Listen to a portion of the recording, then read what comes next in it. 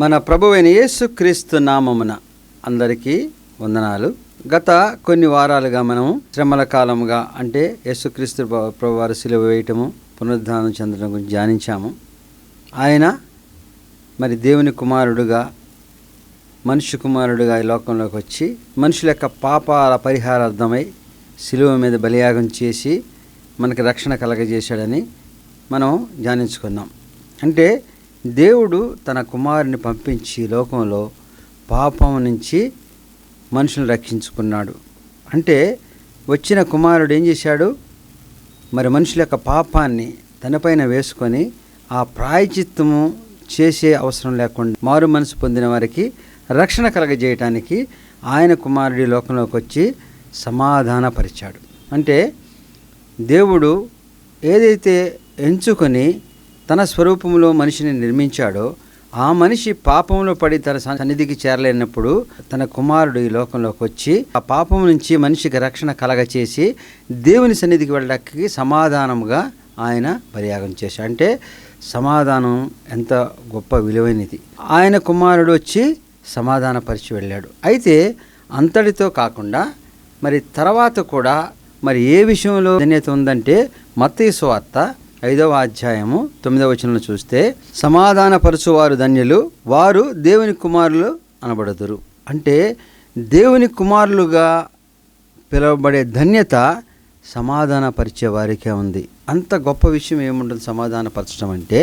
కొన్ని కుటుంబాల్లో ఏదైనా కలహమో విరుద్ధం ఉంటే వారిని సమాధానపరిచే రీతిగా చేసి కోపాన్ని నుంచో లేకపోతే కక్ష నుంచో వారిని విరమించుకునే రీతిగా చేయటం సమాధానపరచడం అంటారా? ఆ రీతిగా అయితే చాలా విషయాలు లోకంలో జరుగుతున్నాయి. చాలా తీర్పులు చేస్తూ ఉంటారు. ఆ తీర్పుల ద్వారా ఇరువురి మధ్యన ఉన్న వివాదాన్ని పరిష్కరించి పంపిస్తూ ఉంటారు. ఆ యొక్క తీర్పుల ద్వారా ఆ కుటుంబాలకి గొడవలు లేకుండా చేసే ప్రక్రియ జరుగుతూ ఉంటుంది. ఆ ప్రక్రియ ద్వారా సమాధానం కలుగుతుందా? మరి వారి చేసే యొక్క తీర్పు వల్ల అంటే వాళ్ళు నీతిని అనుసరించి తీర్పు ఇవ్వచ్చు. ఒక వృద్ధ దంపతులు ఉన్నారు, వాళ్ళకి సామాన్యమైన కుటుంబం, 2 కుమారులు ఉన్నారు. మరి వార్ధక్యంలో వారు పనిచేసుకునే స్థితిలో వారిని చూడటానికి, ఆదరించడానికి, వారిని మరి పోషించడానికి కుమారులు అవసరం పడింది. అటువంటప్పుడు ఇద్దరు కూడా సామాన్య కుటుంబంలో ఉన్నారు కాబట్టి మేము పోషించలేమనే పరిస్థితి వచ్చినప్పుడు సంఘం కానీ లేకపోతే ఎవరైనా తీర్పు చెప్పినప్పుడు ఏం చెప్తారు? భరించలేనప్పుడు చిరొకరిని పంచుకోమని చెప్తారు. అది నీతిమత్వంగా కనబడవచ్చు. కానీ దానితో ఆ వృద్ధ దంపతులు ఇద్దరు సంతోషంగా ఉండగలుగుతారా? ఒకరింట్లో ఒకరు, వేరే ఒకరింట్లో ఒకరు ఉండి వారిపైన ఎక్కువ భారం లేకుండా ఉండొచ్చు. కానీ వీరి జీవితాలు ఏ రీతిగా ఉంటుంది? ఎంచుకునే పిల్లలకు కూడా తల్లి అయితే మాకు చాలా సహకరిస్తుంది కాబట్టి తండ్రిని మనం చేయలేము, కానీ తల్లిని కోరుకునే సంఘటనలు కూడా ఉంటాయి. కానీ దీనివల్ల సమస్య పరిష్కరించబడుతుందా? సమాధానం కలిగిన జీవితం ఉంటుందా? ఆ రీతిగా కాకుండా వారిద్దరూ కొంతకాలం ఒకరి దగ్గర, కొంతకాలం ఒకరి దగ్గర ఉన్నప్పుడు వారు కలిసి వారి యొక్క కష్ట సుఖాలు తెలుసుకుని ఆదరించుకుని ఉంటారు. 1, 2 ఎక్కువ కాలం ఒకరిపైన భారం పడకుండా ఉంటుంది. ఈ రీతిగా పరిష్కరించినప్పుడు సమాధానం కలిగిన జీవితం ఉంటుంది. కానీ వారు ఇద్దరు పోషించలేరు కాబట్టి చిరాకులను తీసుకోమని చెప్పే దాంట్లో సమాధానం కలిగి ఉండదు. కాబట్టి సమాధానం కలిగించే రీతిగా చేసే క్రియను దేవుని కుమారులుగా ఎంచబడే అంత గొప్పగా ఎందుకు వచ్చిందంటే, మనం పరిష్కరించే ప్రక్రియ వారి జీవితాల్లో సమాధానంతో కలిగిన జీవితం జీవించగలగాలి. కానీ ఆ సమస్య పరిష్కరించబడిందంటే కాదు. చాలామంది కుటుంబాల్లో ఆస్తుల పంపకాలు జరిగినప్పుడు మరి న్యాయబద్ధంగా ఎంచుకొని తీర్పు ఇచ్చేస్తే ఒకరికి చాలా ఐశ్వర్యం ఉండి ఎక్కువ వాటా వాళ్ళకొచ్చు, ఒకరికి మరి ఆ ప్రయత్నంలో కోల్పోవచ్చు వారికి ఉన్న హక్కులు. న్యాయబద్ధంగా తీర్పు చెప్పినప్పుడు ఆ రకంగా వచ్చిందనుకో వారు సమాధానపరచబడతారా? మరి ఎప్పుడు సమాధానపరచబడతారు? అసలు ఎందుకు సమాధానపరచబడాలంటే, దేవుడి లోకంలోకి వచ్చింది సమాధానపరిచి లోకంలో నెచ్చు తగ్గులు లేకపోతే లోకంలో ద్వేషము, పగ, ప్రతీకారం, కక్ష కార్పణ్యాల నుంచి తగ్గించుకొని సమాధానంతో ఉన్నదానితో సంతృప్తిగా ఇతరులని ద్వేషించకుండా వాళ్ళు కూడా ఆ యొక్క అనేక ప్రలోభాలకి కాకుండా ఉన్న దాంట్లో సంతృప్తికరంగా జీవించటం అనేది దేవుని యొక్క సంకల్పం. మరి లోకంలో అనేకమైన జీవులు జీవిస్తూ ఉన్నవి. అవి విత్తవు, కోయవు, కూర్చుకొనవు, అయినా సరే అవి జీవిస్తూ ఉన్నాయి. ఎందుకని? వాటికి రేపటి సంగతి గురించి యోచించకుండా జీవించినప్పుడు స్వార్థరహితంగా ఉంటాయి. అంటే ఈ సంపద అంతా మాకే కావాలి, మేము మాత్రం.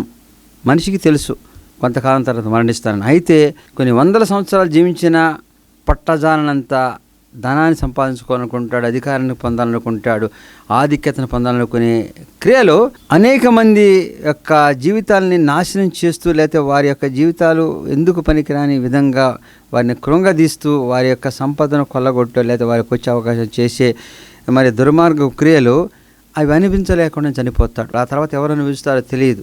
కాబట్టి వాక్యం కూడా చెప్తుంది, ఈ రాత్రి నీకేం జరుగుతుందో తెలియదు కాబట్టి ఎందుకు యోచిస్తున్నామని. అని తెలిసి కూడా మనిషి స్వార్థంతో చేసే క్రియలో సమాధానం లేని జీవితం జీవిస్తాడు. కాబట్టి సమాధానం కలిగిన జీవితం చాలా ముఖ్యం. అది నెరవేర్చగలిగిన వాళ్ళు లేదా ఆ క్రియలో ఉన్న వాళ్ళందరూ కూడా దేవుని కుమారులు. అంటే దేవుడు ఆ రీతిగా సమాధానం కావాలని కోరుకునే తన కుమారుని లోకంలోకి పంపించాడు. మరి కీర్తనల గ్రంథము 41వ అధ్యాయం మనం చూస్తే, బీదలను కటాక్షించువాడు ధన్యుడు, ఆపత్కాలమందు యెహోవా వానిని తప్పించును, యెహోవా వానిని కాపాడి బ్రతికించును, భూమి మీద వాడు ధన్యుడగును, వాని శత్రువుల ఇచ్చకు నీవు వానిని అప్పగింపవు, రోగశయ్య మీద యెహోవా వానిని ఆదరించును, రోగము కలగగా నీవే వానిని స్వస్థపరచుదువు. బీదలను కనికరించువాడు ధన్యుడు అంటే మరి మనకున్నదంతా బీదలకి పెట్టేసేస్తే మనకేముంటుంది, లేకపోతే మరి బీదలకి ఎంత పెడితే సరిపోతుంది, మనం చేసిన దాంతో జీవితాలు మంచిగా అవుతాయి అంటే వాళ్ళని ఆదరించగలిగిన మనసు మనకు ఉండాలంటే మనకి ఇచ్చినది మనకి సరిపోతుంది, లేకపోతే మనకి సరిపోగా మిగిలిపోతుంది. కాబట్టి మిగిలిపోయిందంత ఇమ్మని కాదు, కానీ వాళ్ళని ఆదరించగలిగిన మనసు ఉన్నప్పుడు వారికి ఉన్న కష్టంలో కొంతైనా మనం స్వాంతనం చేయగలిగితే వారు ఆ పరిస్థితి బయటపడి ఇంకొక రీతిగా ప్రయత్నం చేసి రావచ్చు. వీళ్ళకి ఉన్న పరిస్థితులను బట్టి వీళ్ళు ఈ రీతిగా జీవిస్తున్నారు కాబట్టి మనం ఏం చేయలేమనుకుని చాలామంది ఎవరి గురించి యోచించరు, పట్టించుకోరు, లేకపోతే వాళ్ళ కష్టం మనం తీర్చలేనుకోవటం సహజం. ఎంతోమంది భేదవాళ్ళు ఉంటారు, అందరినీ ఉద్ధరించగలమా, ఈ డబ్బులు ఇస్తేనే వాళ్ళు సరిపోతాయని యోచన మాత్రంతోనే జీవిస్తుంటారు. అంటే మనిషి యొక్క జ్ఞానము, మనిషి యొక్క స్వార్థము అంతవరకే పరిమితం అవుతుంది. కానీ వారు ఆ స్థితి నుంచి ఏమన్నా బయటపడగలిగిన అవకాశాలు ఉన్నాయేమో అని మనకు తెలిసిన వాళ్ళని, మనకున్న పరిస్థితులను బట్టి వారికి తగిన రీతిగా మనం సహాయము లేకపోతే మార్గము లేకపోతే ఇంకొకరి ద్వారా చేయగలిగిన క్రియ చేసినప్పుడు వారు ఆ పరిస్థితుల నుంచి బయటకు వచ్చి మంచి జీవితాన్ని జీవించగలగరా అని యోచన చేసే క్రియే దేవుని యొక్క కుమారులు అనబడే యొక్క సమాధానపరిచే వారి ఆలోచన. అంటే ఇతరుల గురించి మనకెందుకు, ఇతరుల గురించి మనం ఉద్ధరించగలమా, లేకపోతే ఇవన్నీ కూడా మన సమస్యలు వేసుకోగలమని కాదు. నువ్వు పొద్దున్న లేచిన దగ్గర నుంచి అందరి గురించి యోచించి వారందరిని బాగు చేయమని కాదు. నీకున్న పరిస్థితులను బట్టి, నీవు ఆదరించగలిగిన దాన్ని బట్టి, లేకపోతే మార్గం చూపించగలిగిన దాన్ని బట్టి, లేకపోతే నువ్వు సహాయం చేయలేని దాన్ని బట్టి తప్పకుండా చేయమని దేవుని వాక్యం చెప్తుంది. అంటే కొంతమంది సమస్యలు ఉన్నప్పుడు పరిష్కరించడం అది ఆ వివాదాన్ని మరి ఏదో రకంగా తీర్పు ఇవ్వటం కాదు, దాని నుంచి వారు స్వాంతనం పొందే రీతిగా, అంటే ఆ కష్టంలో ఉన్న అతనికి దాన్ని రీతిగా అధిగమించి వెళ్ళగలిగాడో దానికి తగిన సహాయము మార్గము ఇచ్చే క్రియ అవసరమా అంటారు చాలామంది. మన పనులు మనం చేసుకుంటే కుదరదు, వాడెవడో కష్టంలో ఉంటే నీకు అవసరం ఏంటి, లేకపోతే వాళ్ళ విషయాల్లో నువ్వు తలదోచడం అనే రీతిగా సంభాషణ చేస్తుంటారు. ఎందుకంటే మనకు అయినందుకు స్వార్థం మనకి ఉంది, మనం మంచిగా జీవిస్తున్నాం, ఇంకా ఇతరుల గురించి ఎందుకు యోచించాలి, లేకపోతే దేవుని మీద మనం నిలిచాం కాబట్టి మనం అయితే దీవించబడ్డాం కాబట్టి మనం నీతిమత్వంతో ఉన్నప్పుడు మనం ఇంకేం క్రియలు చేయాలి అంటే దేవుడు అట్లా చెప్పట్లే. ఏమంటున్నాడు, నీ స్నేహితుడు, నీ మిత్రుడు, నీ బంధువు, నీ యొక్క తెలిసిన వాళ్ళు, నీ దగ్గర సమీపం ఉన్నవాళ్ళు కష్టములోను ఆపదలోను సమస్యలోను ఉన్నప్పుడు నీకు తెలిసిన పరిష్కారం, నీకు తెలిసిన సహాయము చేసే అవకాశం ఉన్నప్పుడు చేయకుండా ఉండటం కూడా అది దేవునికి విరుద్ధమైన క్రియ. అంటే మనం చేయాలా అనుకుంటే కాదు, నేను దేవుడు అనేక రీతిలో దీవించినప్పుడు నువ్వు ఎవరైనా దీవించాడు, నువ్వు ఎవరైనా సహాయం చేశాడు, నువ్వు ఎవరైనా ఆయన అనేక రీతులుగా నీ విషయంలో కాపాడుతూ వచ్చాడు, మరి ఆయనకి ఏమి ఇవ్వగలుగుతున్నావు అంటే దేవుని చందా ఇస్తున్నావు, దేవుని కానుక ఇస్తున్నాడు. దేవుని కానుక చందా కాదు ఆయన అడిగింది, ఆయన రీతిగా జీవించమని అడుగుతున్నాడు. ఆయన నీకు చేసిన మేళ్లను బట్టి కృతజ్ఞత చెల్లించమన్నా అంటే దేవా దేవా దేవా మాకు చేసావు చాలా సాయం, లేకపోతే వందనాలు అని చెప్పమని కాదు. ఆయన ఎప్పుడు కూడా అనేక స్తోత్రముల కన్నా ఆయన వలె నడుచుట, ఆయన వలె ఆదరించడం, ఆయన వలె ప్రేమించడం, ఆయన వలె జీవించే రీతిగా ఉండటమే దేవుడు కోరుకున్నాడు. కాబట్టి అటువంటి జీవితాన్ని ఎంచుకొని మనం ఉన్నప్పుడు దేవునిలో మనం నడుస్తూ ఉంటాం. దేవుని కుమారుల వలె మనం ఉంటామా అని కాదు, కానీ ఆ రీతిగా నడిచేవాళ్ళు దేవుని కుమారులు అనే పిలువబడతారు. కాబట్టి దేవుని వాక్యము విని దేవుని నీతిని అనుసరించి జీవించే మన జీవితాల్లో మనము మరి దేవుని యందు నిలిచాం, దేవుని వాక్యం విన్నాం, మన అనేక రీతులుగా శోధనల మధ్యన కూడా దేవుని యందు నిలిచే జీవిస్తున్నాం, మంచిదే. అయితే దేవుని యొక్క క్రియలు కూడా మనలో లేనప్పుడు అది పరిపూర్ణత చెందదు. అదేంటి, మేము దేవుణ్ణి ఆరాధిస్తున్నాము, దేవుని స్తుతిస్తున్నాము, నీతిమత్వంగా జీవిస్తున్నామంటే మరి యేసుక్రీస్తు ప్రభువు ఎందుకు లోకంలోకి వచ్చాడు? పాపులందరి గురించి ఆయన ఎందుకు మరి త్యాగం చేశాడు? గత 4 వారాల నుంచి మనం వింటున్నాం కదా. ఆయన లోకంలోకి వచ్చి అనేక శ్రమలు ఎందుకు అనుభవించాడు? ఎందుకని అన్ని రీతులు అన్ని శ్రమలు అనుభవించి లోకంలోకి అంతకాలం జీవించి మనిషిగా జీవించి చూపించాడు. మరి ఆయన అరణ్యంలోకి వెళ్ళి ఉపవాసం ఉండి దేవుని యొక్క బోధనలు, స్వస్థత క్రియలు అనేకమైన చేసి మాదిరికరంగా చూపించి చివరికి వాటన్నిటి నెరవేర్పుకై మనిషిని రక్షణకైనా అనేకమైన హింసలు భరించి ఎందుకు త్యాగం చేశాడు? ఇతరుల గురించి నాకేని కాదు, ఏదైతే నశించిపోతుందో వెతికి రక్షించడానికి. కాబట్టి మన ముందు జరుగుతున్న అనేక పరిణామాల క్రియలు మనం చూస్తూ మనకి సంబంధం లేదనుకుని ఉండటము, లేకపోతే అవన్నీ మనం పట్టించుకోవాలా, లేకపోతే వాటిలో మనము ఎందుకు అవన్నీ మనం భుజానేసుకుని లేకపోతే వాటన్నిటి గురించి యోచించాలనే యొక్క ఆలోచన కూడా దేవునికి విరుద్ధమైన క్రియ. ఆయన ఏమంటున్నాడు, నీకు సమస్తమును ఇచ్చినప్పుడు నువ్వు దేవుని నిలిచావు, కానీ దేవుని క్రియలు చేయనప్పుడు దేవుని సన్నిధికి దరిచేరలేవు. దేవుని క్రియలు తప్పనిసరిగా చేయమనేది దేవుని వాక్యం చెప్తుంది. ఆయన పునరుద్ధానమై ఏం చెప్పాడు? సర్వలోకానికి వెళ్ళి నా సువార్తను చాటించమన్నాడు. అంటే దేవుని వాక్యం చెప్పమని కాదు, దేవుని మాదిరి నడిచి చూపించి దేవుని ఏదైతే వాక్యం చెప్పాడో ఆ రీతిగా మనం జీవిస్తున్నాము. ఆ జీవితాన్ని చూసి అనేక మంది మార్పుకు, అనేక మంది దేవుని అనుసరించడానికి వచ్చే రీతిగా ఉండమని నేను ఆశీర్వదిస్తున్నాడు. కానీ నీకు ఇచ్చిన ఆశీర్వాదం, నీకు ఇచ్చిన దీవెన, నీకు ఇచ్చిన కృప, నీకు ఇచ్చిన ఆధిక్యత, నువ్వు దేవునిలో నిలిచి ఉన్నందుకు, నీతిమత్వంతో ఉన్నందుకు మాత్రమే కాదు, ఆయన వలె నడిచి చూపించినప్పుడు అనేక మంది మార్పుతో ఆయన సన్నిధికి చేరుతారు. కాబట్టి అనేక మంది రక్షణ గురించి వచ్చిన దేవుడు నిన్ను తన బిడ్డగా స్వీకరించి, లేతే నీ యందు దేవుని నీతిని చూస్తున్న దేవుడు నీ నుంచి ఏమని దేవుడు ఆశిస్తున్నాడు, నీ నుంచి ఏ క్రియ దేవుడు ఎదురు చూస్తున్నాడంటే ఇతరుల యొక్క మరి సమస్యల్లో, కష్టాల్లో నువ్వు చేయగలిగినప్పుడు, నువ్వు చేసే అవకాశం ఉన్నప్పుడు, లేకపోతే నువ్వు తగ్గించుకునైనా వారి యొక్క సమస్యల నుంచి వారికి పరిష్కరించే రీతిగా, లేకపోతే వారి యొక్క జీవితాలను మార్పు చెందే దిశగా నీ యొక్క క్రియ ఉన్నప్పుడు, దేవుని క్రియ నీలో కనబడినప్పుడు వారిలో అనేకమైన మార్పులు, దేవుని యందు విశ్వాసము పెరిగే రీతిగా ఉంటుంది. కాబట్టి దేవుని క్రియ చేయటం ఒక్కటే కాదు, వారి జీవితాల్లో ఎంతో సమాధానకరమైన జీవితం జీవిస్తూ ఉంటారు. మరి ఈ సమాధానం పరచడంలో మనము ఎన్నో రకాలుగా సహాయం చేయటము, లేకపోతే ఎన్నో క్రియలు చేసి వారికి ఉన్న కష్టం, ఇబ్బందిని తప్పించటము, మనకున్న సంపదను బట్టో అధికారాన్ని బట్టో చేస్తున్నాం లేకపోతే చేయగలుగుతున్నామని అనుకుంటే కాదు. నువ్వు ఏ స్థితిలో ఉన్న దేవుడు నిన్ను ఆ యొక్క క్రియకి నడిపించే గొప్ప ప్రణాళిక దేవునికి ఎప్పుడు ఉంటుంది. అయితే మనుషులు తమ యొక్క స్థితిని బట్టి మేమేం చేయగలం, మాకున్న స్థితిని బట్టి మేము అంత గొప్ప క్రియలు చేయాలనుకుంటాడు. కానీ ఇక్కడ మనం బైబిల్ గ్రంథంలో రాజుల 2వ గ్రంథము 7వ అధ్యాయాన్ని చూస్తే, ఎందుకు పనికి రాకుండా సమాజము వెలివేసి సమాజంలో కూడా రానియకుండా ఉన్న వ్యక్తులు, మరి ఆ సమాజం ఎంతో భయంకరమైన పరిస్థితులు పడిపోయినప్పుడు వారికి మార్గము చూపించగలిగిన వ్యక్తులుగా దేవుడు తయారు చేశాడు. అంటే దేవుని ప్రణాళిక ఉంటే నువ్వు ఎటువంటి వాడివి, లేకపోతే నీకున్న స్థితి ఏంటి, నీకున్న మన అధికారము, లేకపోతే బలము, జ్ఞానము, ఇవన్నీ కూడా అక్కరకు లేవు. దేవుని కృప ఉన్నప్పుడు నేను అనేక రీతిలో హెచ్చించి వాటన్నిటికన్నా అధికముగా నడిపించగలిగిన వాడు. కాబట్టి మనలో ఉండవలసినది దేవుని యొక్క క్రియ. అంటే మనము సహాయం చేయగలిగిన, లేకపోతే మనం ఇతరులను ఆదరించగలిగిన, మనం ఇతరులను ప్రేమించగలిగినది, దేవుని క్రియ చేయగలిగిన మనసు మనకుంటే ఆ సందర్భంలో దేవుడు నిన్ను అనేక రీతిలో హెచ్చిస్తాడు. రాజుల గ్రంథంలో మనం చూస్తే సిరియన్లు ఇశ్రాయేల్ పైన దండెత్తడం జరుగుతూ ఉంటుంది.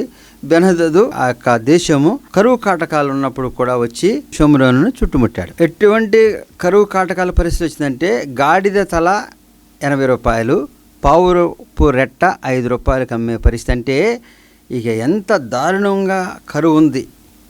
ఒక గాడిద తల 80 రూపాయలు అంటే ఇవాళ కాదు, అప్పుడు రోజుల్లో మరి ఎంత క్షామం ఉందంటే అంత భయంకరమైన క్షామంలో ముట్టడి చేసి కట్టడి చేశాడు, ఎవరిని బయట రాకుండా. లోపల మరి ఎంతో కరువులో వాళ్ళు కొట్టుకుపోతున్నారు. సిరియా సైన్యాన్ని జయించగలిగిన శక్తి ఇశ్రాయేలు రాజుకు లేదు, లేతే చేయలేమని నిస్సహాయ స్థితిలో ఉన్నాడు. రాజు ఒకరోజు ప్రాకారం మీద వెళుతున్నప్పుడు ఒక స్త్రీ, అయ్యా నాకు న్యాయం చేకూర్చమని అడుగుతుంది. ఏంటమ్మా నీకు జరిగిన కష్టం అంటే, ఈ కరువులో మాకు ఆహారం లేదు కాబట్టి నిన్న మా పక్కింటామా నీ కుమారుని వండుకుతుందామని నా కుమారుని మేము వండుకుతున్నాము, ఈరోజు ఆమె కుమారుని ఇస్తాను అందుకని ఇవ్వలేదు కాబట్టి మాకు న్యాయం తీర్చు. ఎంత దారుణమైన పరిస్థితి. వారి కడుపున పుట్టిన వాడిని కూడా మరి చంపుకొని తినేంత కరువులో ఉన్నారు. అటువంటి దైన్యమైన స్థితిలో ఆ యొక్క షోమ్రోను పట్టణం పట్టబడింది. ఎప్పుడైతే ఆ స్త్రీ మరి చెప్పిందో విన్న రాజు పరిస్థితి ఏంటి? ప్రజలను రక్షించి కాపాడాల్సిన రాజు ఎంతగానో మరి కుమిలిపోయి ఉంటాడు. ఎంతగానో మరి తన యొక్క రాజ్య పరిస్థితిని భరించలేని స్థితిలో తన బట్టలను చింపుకుని గోని పట్ట కట్టుకుని ఎలీషా ప్రవక్తగా ఉండి మరి దేవుని అడగట్లేదా, మరి దేవుని కృప లేదా, లేకపోతే నా పరిస్థితి ఇంతేనా, నేను రక్షణ ఏంటి, మరి ఎలీషా కూడా ఇంకెందుకు జీవించున్నాడు అనే స్థితిలో రాజుకున్న యొక్క దుఃఖము ఆవేశము కానీ లేకపోతే ఉగ్రత కానీ ఆ ఎలీషా పైన కూడా అనే పరిస్థితి వచ్చినప్పుడు తన మనుషులను పంపిస్తే ఎలీషా చెప్తున్నాడు, నువ్వు ఇంతగా మరి క్షోభించవలసిన అవసరం లేదు, నీ యొక్క మరణ దేవుడు ఆలకిస్తున్నాడు. రేపు ఈ సమయానికి ₹1 సన్నని పిండి, ₹1 2 మానికల ఎవలో లభిస్తాయి. అంటే ₹1 ఒక సన్నని పిండి అంత దొరికేంత స్థితి ఒక్క రోజులో వస్తుందని చెప్పినప్పుడు రాజు మరి నమ్ముతాడా, విశ్వసిస్తాడా? అప్పటి వరకు ఉన్న పరిస్థితుల నుంచి వాళ్ళని ఏ రీతిగా జయిస్తాడు, ఏంటి ఈ రీతిగా మరి ఆ ప్రవక్త చెప్తున్నాడు అనుకున్నప్పుడు విశ్వసించాడు. మరి దేవుని యొక్క క్రియ జరుగుతుంది. ఆ విశ్వాసము మరి నిజంగా జరుగుతుందంటే నీకు ఆయన చాలా ఆనవాళ్ళు చెప్తాడు. ఒక్క రోజులో ఇంత గొప్ప కార్యము జరగటం అనేది సాధ్యమా? మనుషుల యోచనకు అందలేని క్రియ దేవుని మరి ప్రణాళికతో జరుగుతున్నప్పుడు ఏ రీతిగా జరుగుతుంది? తనకు సైన్యం వస్తుందా? సిరియా సైన్యాన్ని మరి ఎదుర్కొని వారి నుంచి తన రాజ్యాన్ని కాపాడుకోగలిగిన పరిస్థితులు ఒక్క రోజులో వస్తాయి అంటే మరి రాజుకి నమ్మశక్యం కాలే. ఆయనను ప్రవక్త చెప్పిన విశ్వాసం ఉంచి మరి దేవుని సన్నిధిలో ఉన్నాడు. అయితే మరి ఇటువంటి సమయంలో ఒక అద్భుతమైన కార్యం జరిగింది కాబట్టి దేవుని యొక్క ప్రణాళిక చొప్పున నెరవేర్చబడింది. ఏమైంది? సాయంత్రం సమయంలో ఆ ఊరి వెలుపల ఉన్న 4 కుష్టు వ్యాధితో, అంటే అప్పుడు కుష్టు ఉంటే వారిని వెలివేసేవారు, ఊరి వెలుపల ఉండేవాళ్ళు. వాళ్ళకు కూడా కరువులు ఎవరు ఏమి ఇచ్చే పరిస్థితి లేదు కాబట్టి ఎంతో ఆకలితో చనిపోయే పరిస్థితి వచ్చినప్పుడు వాళ్ళు అనుకుంటారు, సిరియా రాజు వీళ్ళు వదిలిపెట్టాడు కాబట్టి మనము ఈ ఆకలితో చనిపోయే కన్నా అక్కడికి వెళ్దాం, అయితే వాళ్ళు మనం సంహరిస్తే చనిపోదాం, లేకపోతే ఏమైనా ఆహారం దొరికితే తిందామనే ఒక యోచనతో వాళ్ళు అక్కడికి వెళతారు. వాళ్ళు వెళ్ళేటప్పుడు సిరియా సైన్యానికి రథాలు గుర్రాల శబ్దాలతో ఆ మోతలు విన్నప్పుడు వారు ఎంతో భయపడిపోయి వీరు ఐగుప్తు సైన్యాన్నో లేకపోతే హిత్తీల సైన్యాన్ని తెచ్చుకొని వస్తున్నారని భయపడిపోయి వారు వండుకునే కూడా వదిలేసి మొత్తం పారిపోతారు. వీళ్ళు వెళ్ళే సమయానికి ఏ మనుషులు లేనప్పుడు వాళ్ళకి అర్థం కాదు. గబగబా అక్కడికి వెళ్ళిపోయి చూసేసి అక్కడ కొన్ని సామాన్లు తీసుకుని ఆహారం తీసుకుని మళ్ళీ దాచిపెట్టుకుంటారు. తిరిగి మళ్ళీ రెండోసారి వచ్చి తీసుకుంటారు. కానీ వాళ్ళు యోచిస్తారు, మనం ఈ క్రియ మంచిది కాదు. అనేక మంది ఆహారంతో లేకుండా మలమలా మాడిపోతున్నారు. వీళ్ళు పారిపోయిన సంగతి వాళ్ళకి తెలియదు. మనకు కావాల్సిందని దోచుకుని తిని ఉండటం కన్నా వారికి ఈ విషయాన్ని తెలియచేస్తే వారు కూడా ఈ ఆకలిని తీర్చుకోవటమే కాదు, ఈ సిరియా యొక్క సైన్యాన్ని నుంచి కూడా రక్షణ పొందే ఒక గొప్ప అవకాశం ఉంటుందని వెళ్ళిపోయి మరి వాళ్ళు లోపల రానిది కదా. ద్వారపాలకులు చెప్పినప్పుడు రాజు ఆ రాత్రి సమయంలోని ఇది నిజంగా జరుగుతుందా లేక వాళ్ళు ఎక్కడో దాక్కుని మనందరం ఆ ఆహారం కోసం వెళితే చంపేయాలనుకున్నారని యోచించినప్పుడు వాళ్ళ నుంచి ఒకళ్ళ సలహా చెప్తారు, మనము ఇప్పటికే చాలామందిని కోల్పోయాం, ఆహారంతో ఇంకా చాలామందిని కోల్పోతున్నాం, ఒక 5 మందిని పంపించి చూపిస్తే కోల్పోతే 5 మందిని కోల్పోతాం, కానీ వాస్తవమైతే మనందరికీ మంచి జరుగుతుంది కదా. ఈ యొక్క కరువుతో మనం అలమటించే కానీ ఈ యొక్క యోచన ఎప్పుడైతే ఒక మనిషి ద్వారా తెలియజేయబడిందో వాళ్ళు మరి 5 వెళ్ళి చూసినప్పుడు అప్పటికే పారిపోతున్న సిరియా సైన్యాన్ని చూసి వారు ఏమంటే కొంత దూరం వెళ్ళిపోయి వచ్చినప్పుడు ఆ యొక్క ఆహారాన్నే కాదు, వాళ్ళ యొక్క కరువు నుంచే కాదు, ఆ యొక్క మరి ఆ సైన్యాన్ని నుంచి కూడా రక్షణ పొంది దేవుని యొక్క కృపతో మరి ఆ ఉదయం లేచేటప్పటికి ₹1 మరి సన్నని పిండి ₹1 2 మానికల ఎవలు దొరికే పరిస్థితులు కల్పించబడ్డాయి. మరి దేవుని ప్రణాళిక ఆ రీతిగా ఉన్నప్పుడు ఆ ప్రణాళిక గురించి ఎవరిని దేవుడు ఎంచుకున్నాడు? ఊరి వెలుపల కుష్టివ్యాధితో ఊరికి నుంచి వెలివేసిన వారిని కూడా మరి అక్కడ తీసుకెళ్ళి వాళ్ళకి అవన్నీ దొరికినప్పుడు సంతోషంగా ఆయన తీసుకుని ఆనందంగా తిని పడుకునో లేకపోతే తెచ్చుకుని దాచుకోకుండా వచ్చి వెంటనే వీళ్ళందరికీ చెప్పి ఆదరించగలిగిన మనసు, వారికి ఉన్న అవకాశాన్ని బట్టి మరి ఇతరులను కూడా ఆదరించాలి, ఇతరులకు కూడా మంచి చేయాలి. వారిని వెలివేసిన సంఘంను కూడా వారి పట్ల ప్రేమతో వచ్చి వారందరికీ తెలియచేసినప్పుడు ఎలీషా ప్రవక్త చెప్పిన వాక్యం నెరవేరటమే కాదు, దేవుని యొక్క క్రియ నెరవేరటమే కాదు, దేవుని యొక్క నడిపింపు ఒక అల్పమైన వ్యక్తుల ద్వారా కూడా గొప్ప కార్యాలు చేయగలిగిన సమాధానకరమైన జీవితాలు ఉంటాయి. కాబట్టి అటువంటి సమాధానకరమైన జీవితం ఎవరికి ఇస్తున్నాడు దేవుడు? దేవుని కుమారులు. అంటే ఎవరైతే దేవుని యొక్క ప్రేమను పంచగలుగుతారో, ఎవరైతే మరి అనేకమైన సమస్యలలో, ఇబ్బందులలో, లేకపోతే వారి యొక్క మరి బాధలు ఉన్నప్పుడు వీరికి తోచిన సహాయం చేయగలిగిన ప్రక్రియతో వారి యొక్క సమస్యల నుంచి సమాధానకరమైన జీవితాన్ని నడిపించాలి. అంతేగాని దానికి ఏదో తీర్పు ఇచ్చి నీకు ఇదే వస్తుంది లేకపోతే నీకు ఇది తప్పదు అనేది చెప్పడంలో కాదు. వారు దాన్ని అనుసరించి వారి జీవితాల్లో వాటిని బట్టి సర్దుకుని జీవించే రీతిగా వారు మార్గదర్శకం చూపించాలి. కాబట్టి దేవుని యందు నిలిచిన బిడ్డలు, దేవుని యందు నీతిమత్వంతో ఉన్న బిడ్డలు, లేకపోతే దేవుని వాక్యం అనుసరించే బిడ్డలు దేవుని పోలి మరి జీవించాలంటే మనము మన యొక్క క్రియలు, మన యొక్క జీవితము ఎంతో నీతిమత్వం ఉందని కాదు. మన యొక్క జీవితంలో దేవుడు అనేక మేళ్లను దయచేసిన దేవుడు నీ నుంచి కూడా చాలా కార్యాలు చేయాలని కోరుతున్నాడు. నీ నుంచి కూడా చాలా మరి క్రియలు దేవుని సన్నిధికి అవసరం. మరి అవన్నీ దేవుడు వచ్చి ఈ లోకంలో చేయలేడు కదా. అవి చేయటానికే నీకు అనేక రీతిలో దీవించాడేమో, నిన్ను ఈ రీతిగా ఈ స్థితిలో ఉంచాడేమో, నీకు ఈ ఆధిక్యత ఇచ్చాడేమో, నిన్ను ఈ రీతిగా ఆధిక్యతలో ఇచ్చి నిన్ను ఈ రీతిగా తన బిడ్డగా పిలిపించుకొని నీ దేవుని యందు నిలిచి నీవు ఉన్నావు కాబట్టి దేవునికి స్వాస్థ్యంగా వెళ్ళే బిడ్డగా నువ్వు జీవిస్తున్నావు. లేకపోతే ఆ రీతిగా జీవించాలనుకుని నువ్వు చేస్తున్న క్రియలలో దేవుని యొక్క క్రియ ఏమంటాడంటే సమాధానపరచువారు ధన్యులు, వారు దేవుని కుమారులు అనబడతారు. అంటే ఇతరుల యొక్క క్రియలు మనకు సంబంధం లేదని, ఇతరుల యొక్క సమస్యలు మనకు సంబంధం లేదు కానీ ఇతరులను మనం ఆదరించగలిగిన వాళ్ళమా అంటే కుష్టి వ్యాధితో సమాజం వెలివేసిన వాళ్ళు కూడా ఒక సమయం వచ్చినప్పుడు అనేక మందికి మరి ఆహారాన్ని, అనేక మందికి ఎంతో సంతోషకరమైన సువర్తమానం చెప్పగలిగిన, లేకపోతే ఎంతో సంతోషకరమైన మార్గాన్ని చూపించగలిగిన మరి వ్యక్తులుగా దేవుడు నడిపిస్తాడు. కాబట్టి నువ్వు ఏ స్థితిలో నువ్వు యోచించకు. దేవుని ప్రణాళిక నీ పట్ల అనేక రీతిలుగా ఉంది. నువ్వు దేవుని క్రియలు చేయాల్సిన పరిస్థితులు దేవుడు ముందుగానే రచించి ఉంచాడు. అయితే అందుకు సిద్ధపాటు నీలో ఉందా? ఆ యొక్క క్రియలో నువ్వు పాలు పంచుకునేవాడిగా ఉన్నావా? ఆ యొక్క క్రియలో నువ్వు దేవుని సన్నిధికి ఎదిగే బిడ్డగా ఉన్నావా? నీవు దేవుని వాక్యం విని దేవుని వాక్యాన్ని అనేక రీతులుగా పఠిస్తూ ధ్యానిస్తూ మరి దేవుని నీతిమత్వంలో జీవిస్తున్నావు. చాలా మరి దేవుని యొక్క సంకల్పంతో జీవిస్తున్న గొప్ప వ్యక్తివే. అయితే దేవుని యొక్క క్రియలు కూడా చేయింది పరిపూర్ణత దక్కదు. దేవుని యొక్క క్రియలు చేయకుండా దేవుని యొక్క సువార్తను ప్రకటించేవాడిగా ఉండవు. దేవుని యొక్క క్రియలలో నువ్వు చేస్తున్నప్పుడు దేవుని సువార్తను ప్రకటించినట్లే. ఆయన పునరుద్ధానం చెందిన ఇచ్చిన వాగ్దానం, ఆయన ఇచ్చిన సందేశం, ఆయన ఇచ్చిన ఆజ్ఞ, వీళ్ళు సర్వలోకానికి వెళ్ళి నా సువార్తను ప్రకటించు. ఆ సువార్తను ప్రకటించడం అంటే ఆ క్రియలు చేయటం. ఆ క్రియలు చేయటం అంటే ఆయన ఏ రీతిగా దేవుని కుమారుడు ఈ లోకంలోకి వచ్చి మరి దేవునికి మనుషులకి పాపమే మధ్యన సమాధానకర్తగా తన యొక్క ప్రాణాన్ని ఇచ్చాడో, మరి ఈ లోకంలో మనం దేవుని క్రియలు చేసినప్పుడు కొంత శోధనకరమైన పరిస్థితులు ఎదుర్కోవచ్చు. అవన్నీ కూడా శాశ్వతం కాదు, కొంతకాలం మాత్రమే. దేవుని క్రియ మన పట్ల జరిగేటప్పుడు సైతాన్ని శోధించటం రావచ్చు, కానీ దాన్ని జయించగలిగిన గొప్ప క్రియ చేసే ధన్యత మనకు దేవుడు దయచేస్తాడు. మరి మరణము వరకు దేవుని తీసుకెళ్లారు, కానీ పునరుద్ధానం చెందినప్పుడు ఆపగలిగారా? కాబట్టి మరణం ఒక్కటే మాత్రమే మనుషులు చేయగలిగిన క్రియ. కానీ దేవుని యొక్క క్రియ పునరుద్ధానం చెంది, పునరుద్ధానం అనే దేవుడు తన బిడ్డలకి ఇస్తున్న స్వాస్థ్యములో వాగ్దానం, నిన్ను వలే నీ పొరుగువాని ప్రేమించు, లేకపోతే నువ్వు నా వలే జీవిస్తూ ఇతరులను ఆదరించమని, అప్పుడు దేవుని కుమారుడుగా నువ్వు పిలువబడతావు. ఆ ధన్యత నీకుంటుందని దేవుడు మరి మనల్ని ఎంచుకున్నాడు. కాబట్టి దేవుని యొక్క ప్రేమను పంచే రీతిగా ఉండాలి. మనం ఏ స్థితిలో, మనకున్న పరిస్థితుల్లో, లేకపోతే మనకున్న ధనము, ఆధిక్యతో, జ్ఞానము బట్టి కాదు.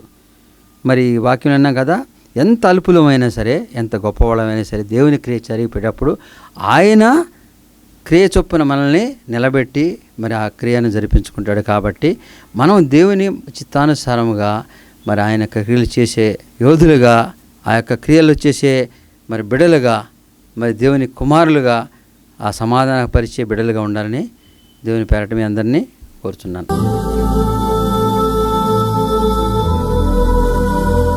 సర్వశక్తి మిక్కిలి కనికరం గల తండ్రి, మహోన్నతుడైన యేసయ్య రక్షక వందనాలు తండ్రి.